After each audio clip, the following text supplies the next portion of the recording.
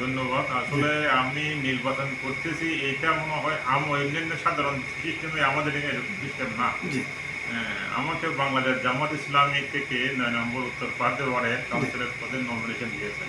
জি, ওনারা মনে করেছেন আমাকে যদি নমিনেশন দেয় তাহলে এলাকাবাসীর উপকার হবে, জি, কল্যাণ হবে, এলাকাবাসী তাদের নাগরিক অধিকারগুলো সঠিকভাবে পাবে। এই চিন্তা ভাবনা করে এবং জনগণ থেকে মতামত নিয়েছে।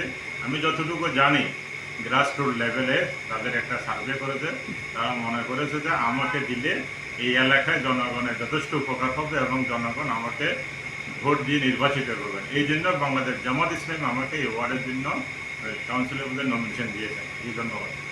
ধন্যবাদ। ইনশাল্লাহ আপনি যদি নির্বাচিত হন এই আপনার ওয়ার্ডে কিশোর গ্যাং তারপর মাদক এগুলো নিয়ে আপনার কি চিন্তাধারা করেন? জি ধন্যবাদ। আসলে আমি যে জনগণ যদি আমাকে এই ওয়ার্ডে যদি নির্বাচিত করেন কাউন্সিলর হিসেবে, আমি মনে করি কাউন্সিলর হিসাবে প্রথম জি, আমার যে কাজটা হবে জি, সেটা হলো নাগরিকদের জি, দুর্ভোগ কমানো।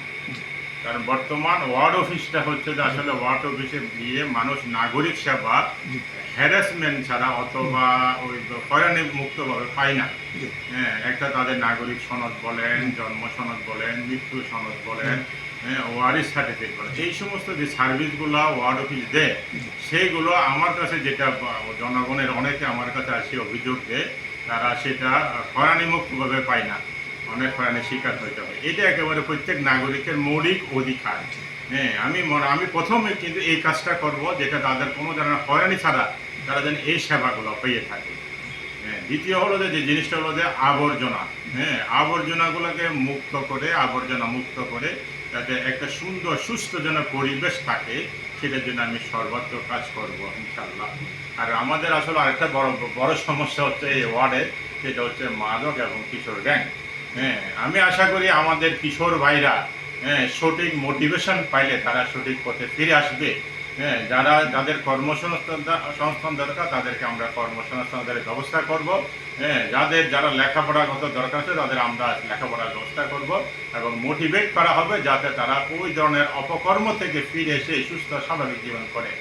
আর মাদকের বিরুদ্ধে হচ্ছে যাতে মাদকটা যাতে অ্যাভেলেবেল না হয়, হ্যাঁ, এই ব্যাপারে আমরা একেবারে সব প্রশাসনকে সাথে নিয়ে আমরা কঠোর পদক্ষেপ করব। কারণ একটা মাদক একটা পরিবারকে ধ্বংস করে, মাদক একটা সমাজকে ধ্বংস করে।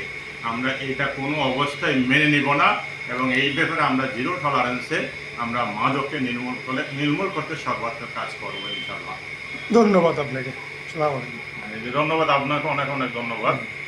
আলামী হসপিটালের পক্ষ থেকে ধন্যবাদ, আমার পক্ষ থেকে ধন্যবাদ, এই ৯ নম্বর উত্তর ওয়ার্ডবাসীর পক্ষ থেকে ধন্যবাদ। ধন্যবাদ।